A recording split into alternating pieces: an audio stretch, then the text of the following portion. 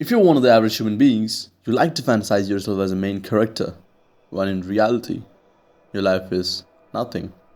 Someone who can take on 10 terrorists breaking into your school, or someone beating MJ, Kobe, and Braun in 3v1.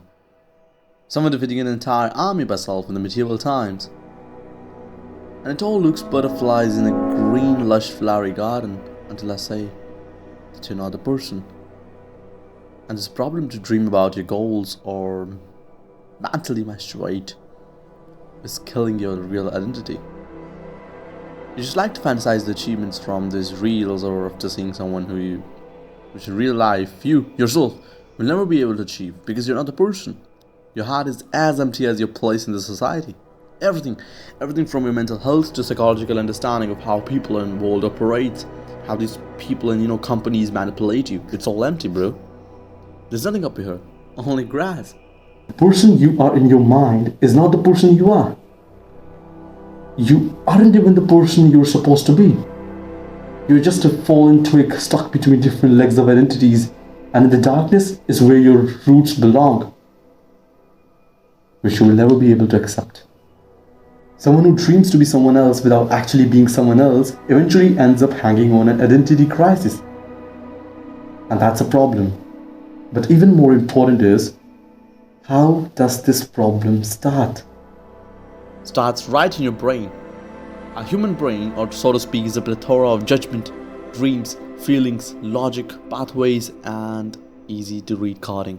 And that's the reason why we all share the similar trait of being addicted to fantasies, because when in real life, things are not the way it should be. We want a quick TV to escape and render a world of success like a warrior sitting on a storm, thinking.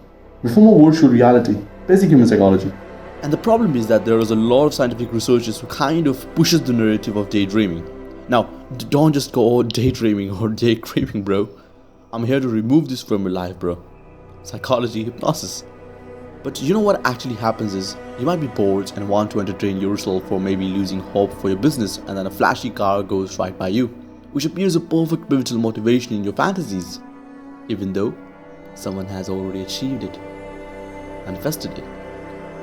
But what you like to do is that you fantasize about it. It's not just like simple car, it's mental masturbation. And it's even more prevalent due to our dear social media. No matter even if you want to improve your life, impress a girl, there's this trillions of motivational reels and shorts and TikToks which seem like a motivational trigger. But bro, this is literally killing your real brain, as I'll explain in this episode later. This is the truest part. A trigger that leads to a dream where you like to live in it, and that's a damn issue. Every research showing any positive essence of that, daydreaming or mentally visualizing you as a billionaire is good for motivation, they don't really understand that motivation is all gone. It's done within 2 minutes, your vessel of motivation is all empty, and that you're left with you versus you. And every time this battle starts, you lose. You end up submitting to the social media reels by being a hopeless crackhead who is mentally masturbating. But what I will be discussing in this episode isn't even just the moral and self-improvement aspects of fantasizing your goals, but the philosophical, the emotional and the psychological reasons and effects of an identity crisis, which can lead you to obsessively fantasize instead of being who you are, or actually understanding who you were supposed to be. No scientific study ever comes close to what I will be discussing here.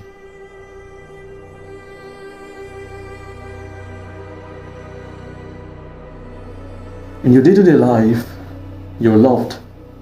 You were always loved. Your loving parents made sure you eat and get all the care in the world. Your words were adored, respected, and understood. And then one day, it ends. And you're left as another once adored, leftover piece of trash in this world. And you don't want to be this trash anymore. That's when you look for options to change. And the closest button is fantasizing.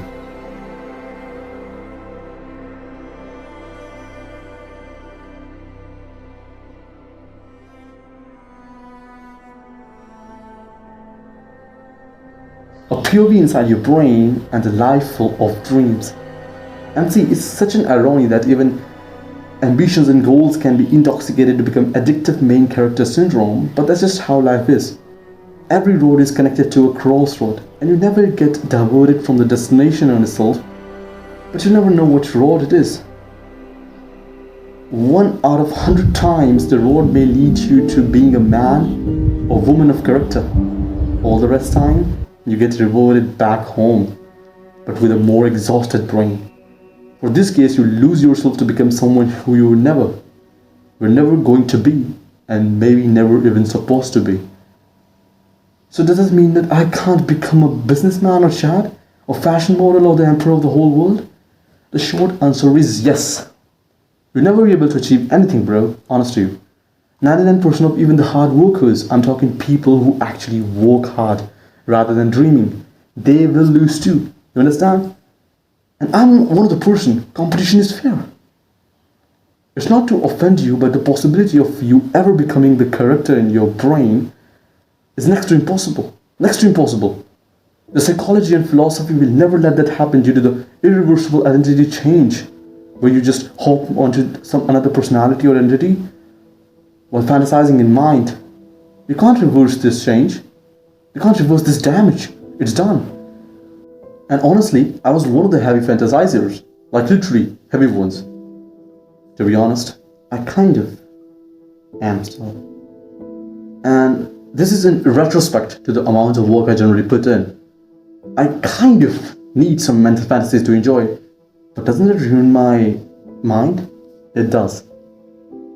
Forces me to pause from the constant hammering of the metal inside my brain, where I'm actually, carving my pre-existence, understanding myself, decoding myself so I can become better. And even if I kind of make excuses that I do kind of dream or kind of fantasize achievements or something like that, that actually harms me. And I want to take responsibility for that. Even if I'm an imaginative person, I'm one of the most imaginative people in the entire world. I guess so. My thoughts do take over me sometimes, but I do have control over that too. I have to take some responsibility. Mental masturbation. But to a large extent, I've cured this identity crisis to actively start achieving the super ambitious goals that I had. And I had. At the time, I actually realized that I was just dreaming. And this is the way. Catch yourself while dreaming to be someone else and detach yourself from that particular moment. The moment you find yourselves visualizing yourself knocking out the heavy boxer or someone, stop. Catch yourself. Catch yourself and detach. Yeah, maybe good for a dream, but don't you realize the thousands of times you relapse? What about that? Is it motivation? My identity was locked in an empty cage of hopes, somewhere deep in my mind. I never bothered to return back to the forest in my mind ever. That was the reason I never realized what was beyond the cage. What was behind the cage. Every fantasy, every mentally building up some story and dreaming that I'm the main character, that dragged me far and far from the anxious, unfulfilled and empty Aryan I was inside. And I was becoming more unfulfilled after every episode, more and more. And this kind of activity is so subconscious, you don't even actually register it most of the times. Maybe while watching this video, you might actually think about something else. You might actually end up visualizing yourself to be someone else when you're not. What happens with you is that when you watch that one edit reel with a businessman going crazy, or Andrew Tate doing something cool, or maybe a relationship video, you start fantasizing about yourself. And then your mind jumps from the real identity you had to this fake virtually made ID in your mind to enjoy this moment of daydreaming. And when it ends, you can't go back to the place where you were. There is a force of unknownness and betrayal that pushes you away from the real identity you had. Slowly and slowly, the difference between your core identity and you increases as you relapse. And the fake virtual ID becomes home to you. And this home sucks, bro. What I just explained to you is the philosophy behind all of this.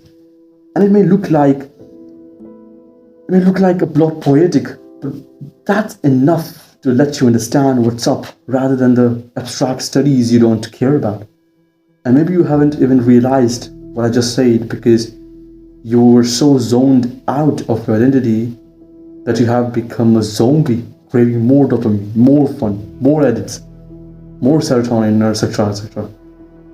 You forgot who you were even supposed to be. Leave that, bro. Deep down, you are conquered. You're a slave. Demons have conquered your true self and you can't even go back. These demons are a distraction and so much addiction to these fake sense of being in your virtual ID that real-ass demons have developed in your little brain cage. A literal zombie craving dopamine, bro. And you think, when is the apocalypse? It's right now, bro. A recent study was actually conducted which investigated the phenomena of mind wandering, also known as spontaneous thought or daydreaming, and its impact on various cognitive and affective processes like, say, daydreaming and effects on mood, motivation, and performance, this kind of effects. The researchers conducted a series of experiments to examine this, and participants also completed mood assessments before and after the task. So what's important is that at the end of the study, the report showed a very peculiar result. Participants who reported more frequent episodes of mind wandering during the task reported lower levels of positive mood and higher levels of negative mood compared to the one who remained focused on the task. Which means mental fantasies are related with mood fluctuations, which you don't want. Damn it. Participants who reported more frequent mind-wandering episodes, which can be said are mental masturbation episodes, also reported, lower levels of task enjoyment and interest. Now this is what our lovey-dovey scientific researchers depicts. And beyond this, our understanding of human psychology and behaviors can pave our way to better understand why this happened. When you're working on any task, which you should of course, because if you're not focused on any purpose in your life, you aren't even a man, not even a male, bro. If girls are viewing, you should also keep improving. And you participate in this mental masturbation of fantasy episodes, it firstly distracts you from work. Secondly, it becomes like an escape from the real deep work, which needs extreme focus and deep commitment. Even Dr. Henry Huberman said in one podcast that when we dream of having achieved some goal, or here even, worse, thinking you are that person, your brain releases dopamine and other chemicals, and the drive to actually achieve is over because you have visualized what it takes. And also the other factor of actually telling your goals, You have told everyone you're the winner. Why even bother? And these repeated actions of mental fantasies, which should have given you motivation or enjoyment as they seemed good for some time, they frame new neural networks in your brain, which makes this a constant habit, and this continues. And the reason I'm using present tense is because you have been actively fantasizing in your mind. You have formed such massive circuits in your brain which constantly urges you to dream about your goals instead of the hard working session, or even maybe considering working in the upcoming minutes. All you do is you just wait for the clock to strike exactly 9. Oh, it's 9:01. Better start 10 a.m. then. And this has made you a rotten little piece of shit who just wants to dream. And it's even bad if you're a teenager and doing this shit. What? What shit? Mental fantasies. How? You all teenagers are social media rats. Excluding me, you all are. Instagram shorts, reels, motivational videos, and all this ends up inducing mental wandering episodes to you. And this is so subtle, you don't even realize. It's like, quick. You think and become the person for a second and do another episode. Pretty quick, yet dense, and this depicts how strong and mentally ingrained neural structures have formed in your brain for this. As a teenager, you all are a lot more neuroplastic than others, and as we move ahead in our 20s, our brain become extremely less neuroplastic, which is that it isn't even that changeable as much. The habits or even more ingrained behavioral actions and activities in your brain you have developed, kind of structures you have made, it just makes who you are. It changes you. And here's where the identity comes, an upcoming identity crisis because of this. You get a trigger which is induced due to initial childhood trauma or teenage growing traumas, which should be good, right? As a man, you need to be left alone to figure out things, but not in a world of distractions. Because then slowly you forget what your real identity was and start jumping across different virtual IDs because of this mental masturbation episodes, envisioning you on a date with that girl, or for a girl being with that guy, buying everything your parent needs, being the one. And generally these episodes are quick, like, how do I even explain this? Just seem to be like normal thoughts. But here is a catch. How do you identify this? They have a peak and a bottom. Peak is when you get motivated and yeah, I'm gonna do this and this. You feel happy. And then a bottom. Yeah, I can beat all these terrorists in our mental movie. Then comes a low, a pain point, a shame, a doubt, a sadness, which is a reflection of your true self. In truth, you're a kid with trauma, sadness, who was left alone along the shore with a forest to explore, but a beach to enjoy. And because we look outwards instead of inwards, we often forget who we are. And we forget that we have to make some changes in real life. We have to look inside of ourselves and play with our traumas, maybe fixing a few. The mental thoughts of wandering or all this fantasizing of dreams is actually just you escaping to do it. And as you start growing as an adult, psychologically, it becomes very hard to remove this habit of constant excitation of your electron. You have to sit down in your backyard in a warm afternoon and just look inwards, or maybe close yourself in a room and look what you are. And God, you're not beautiful. What? Did you expect me to say you're beautiful, perfect, brilliant? No, you're not. You're traumatic,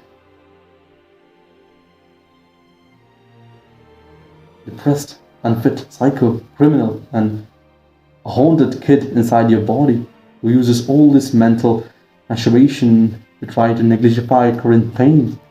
And what it does is it induces more. It hurts to come back to the truth where you're nothing but a thorn of emptiness. Someone who hadn't achieved anything, who is anxious. But my friend, does it work like that? Will these mental dreams or episodes act for you? No, they won't. The truth is, it's you versus you. Your real self versus the real self.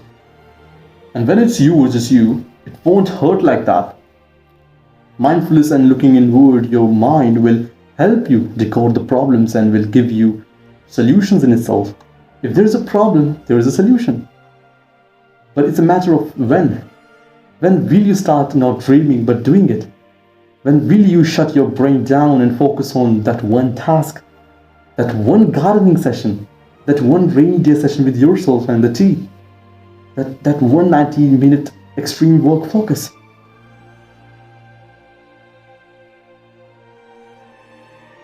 And when it's you versus you, it won't hurt like that.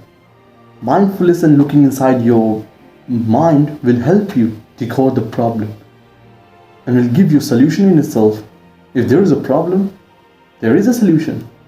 But it's a matter of when. When will you start not dreaming it but doing it? When will you shut your brain down and focus on that one task, that one gardening session, that one rainy day session with yourself and the tea, that one 90-minute extreme work focus? Slowly, you'll soon start to realize that the darkness was always inside yourself, and the mental cage was waiting to be broken and emptied.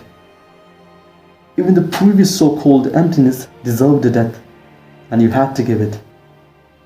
With time, the garden will grow back, and you will realize life is far more beautiful than in dreams. Maybe the philosophies hurt you now, but with time, this will help your flowers grow more. a whole grassland of flowers, till the horizon and a cloud of hope. For life is far more than what you dream of it.